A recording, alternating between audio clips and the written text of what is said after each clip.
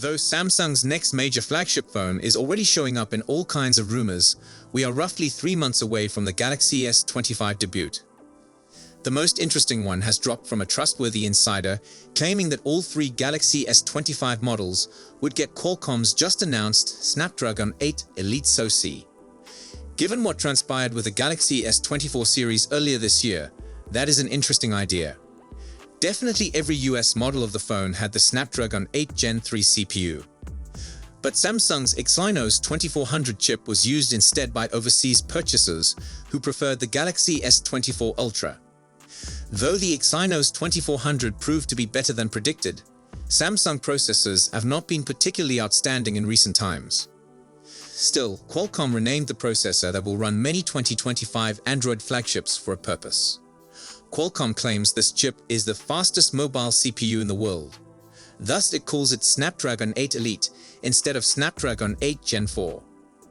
In a mobile environment dominated by the A-series chip of the iPhone since Apple began manufacturing its own CPUs, that is a major assertion to make. Just consider the Apple launch a few weeks ago when the company made similar assertions regarding the A18 Pro running inside its new iPhone 16 Pro models. The A18 Pro chip beat all rivals in benchmark tests, including the Snapdragon 8 Gen 3 inside the Galaxy S24. But real-life speed tests featuring the Galaxy S24 Ultra and the iPhone 16 Pro Max proved the former was able to hold its own better than any previous iterations. The Galaxy S24 Ultra's performance was not surprising, further bolstering my conviction that we've reached a moment when all flagships will offer incredible speed in real-life settings. With that in mind, I wonder how the Snapdragon 8 Elite will do in benchmarks and real-life speed testing. Earlier this year, I pondered whether Qualcomm's new mobile chip would outperform Apple's chips. If so, that would be a tremendous development for competitiveness. The Snapdragon 8 Elite is officially official. It might deliver that, and it'll be fantastic news even for veteran iPhone users such as me. It'll be even better for Samsung enthusiasts already looking forward to buying one of the 3 Galaxy S25 variants coming shops in mid-January. According to Ice Universe, all Galaxy S25 versions will share the same characteristics in terms of processing choices. Samsung will not employ the Exynos 2500 or Dimensity 9400 for the base and Plus variants in international markets. Instead, it will feature the Snapdragon 8 Elite that Qualcomm released a few days ago. The same Samsung insider also hinted the substantial web browsing performance enhancements coming to the Galaxy S25 thanks to the Snapdragon 8 Elite CPU in a subsequent tweet. While the Galaxy S25 specs won't be confirmed until Samsung takes the stage of the next Unpacked event, it's quite probable the allegation is real. Remember that Samsung secured a contract with Qualcomm for high-end CPUs after the dismal reaction of the Galaxy S22. On top of that, Samsung mobile head TM Rose stepped on stage at Qualcomm's Snapdragon 8 Elite chip unveiling. As for what the new CPU will have to offer, you can expect quicker performance, improved efficiency, fast on-device AI, support for high-end games, and even better photography. Next, earlier this week, 4 probable colors for the Samsung Galaxy S25 Ultra were revealed in the newest Galaxy S25 Ultra color speculations. And now a second rumor from a different source not only verifies those color choices, but also claims to know what colors the Galaxy S25 and Galaxy S25 Plus models would emerge in next year. Display analyst Ross Young tipped the hues on X, and his leaks about forthcoming phones are generally very accurate. Why? Aun did confirm that the revealed colors cover the widely accessible selections for the many S25 variants. Typically, Samsung also provides online exclusives that can be purchased directly from the phone maker. For example, the Galaxy S24 Ultra arrived earlier this year in black, purple, and yellow variants that were exclusive to the Samsung store. The basic S25 and S25 Plus are likely to offer comparable hues, with Moonlight Blue, Silver Shadow, Sparkling Blue, and Sparkling Green. The Plus models are also believed to offer a Midnight Black option. In contrast, the current Galaxy S24 comes in Onyx Black, Marble Grey, Cobalt Violet, and Amber Yellow with 3 special hues in Jade Green, Sapphire Blue, and Sandstone Orange. Those are the exact hues you'll find on the Galaxy S24 Plus. As mentioned earlier, the Ultra models have their own titanium colorways, similar to how Apple's Pro model iPhones have multiple titanium colors. Next year's hues for the Galaxy S25 Ultra are anticipated to comprise black, blue, gray, and silver. The S24 Ultra offers titanium violet and titanium yellow as possibilities, with the exclusive selections comprising titanium orange, green, and blue. Perhaps Samsung will bring the yellow and violet tints back as one of the exclusive colors for the S25 Ultra.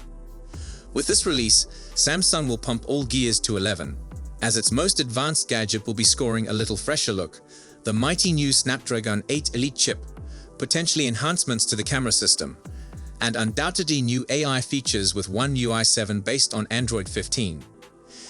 However, does it look like the earlier Galaxy S23 Ultra automatically ends in the tech gutter, beaten by its impending successor? We doubt that, given the improvements on the Galaxy S25 Ultra don't sound particularly intriguing as of right now. If anything, it appears as if you might use the Galaxy S23 Ultra for a few years more before you start to feel the need to update. In terms of display advancements and the main screen properties, there might be minimal variations between the two phones despite the age disparity. That's not a tribute to how Samsung is hesitant to adapt change, but the very opposite proof that it did things rather good in the first place. Just like the Galaxy S25 Ultra, the Galaxy S25 Ultra will boast a 6.8-inch dynamic AMOLED 2X display with a dynamic refresh rate that dynamically swings between 1 and 120 Hz.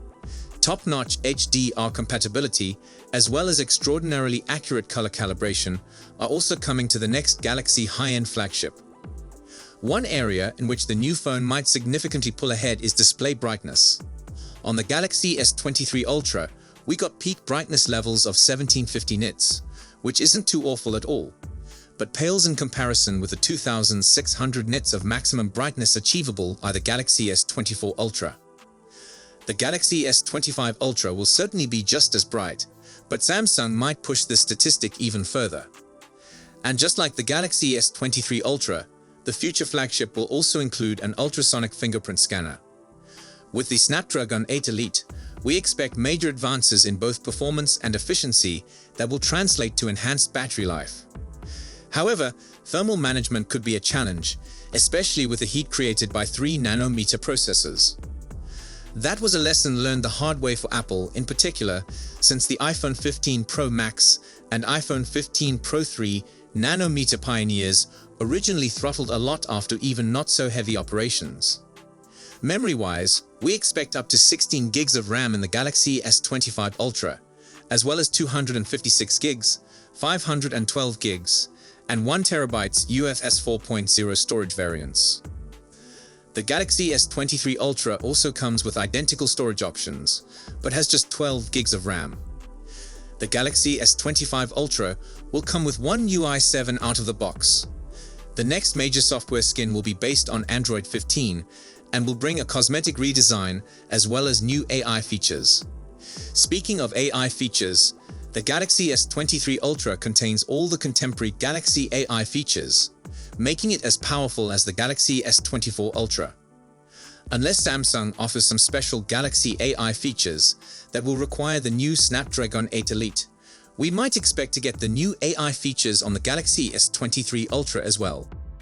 As per the current reports, we only expect Samsung to improve a single Galaxy S25 Ultra camera, the ultra-wide one. Apple expert Ice Universe has it that Samsung will finally supplant the 12 megapixels ultra-wide with a 50 megapixels camera. It will still probably output approximately 12 megapixels photographs, but will feature quad pixel binning for increased low-light image sensitivity in tough lighting settings. The other three rear cameras will remain the same, at 200 megapixels wide, a 10 megapixels short telephoto with 3x optical zoom, and a 50 megapixels periscope with 5x optical zoom. At the front, it's unlikely we are getting anything apart than the 12 megapixels front-facing camera. This makes us quite hopeful that minor algorithm enhancements and changes will allow the Galaxy S25 Ultra to reprise that success. Meanwhile, the Galaxy S23 Ultra came with a 200 megapixels wide camera, a 10 megapixels 3x telephoto, a 10 megapixels periscope with a 10x optical zoom and a 12 megapixels ultra-wide camera. Pretty decent setup by all means, and also the last Galaxy to have a proper long periscope. Well, Samsung's top flagships have been using 5000 mAh batteries for years now, and sadly it doesn't look like the Galaxy S25 Ultra will break this tradition. Don't get us wrong, nothing wrong with a 5000 mAh battery, but some of Samsung's rivals on the Android landscape are already going further than that. For example, reports put a 6000 mAh silicone battery inside the future OnePlus 13. One way or another, we expect the Galaxy S25 Ultra to survive longer than the Galaxy S23 Ultra. The reason for that could be the possible power-saving gains delivered by the 3nm Snapdragon chip. On the charging front, we don't expect Samsung to move past the currently standard 45-watt wired charging, which might be a common feature of both the Galaxy S25 Ultra and the Galaxy S23 Ultra.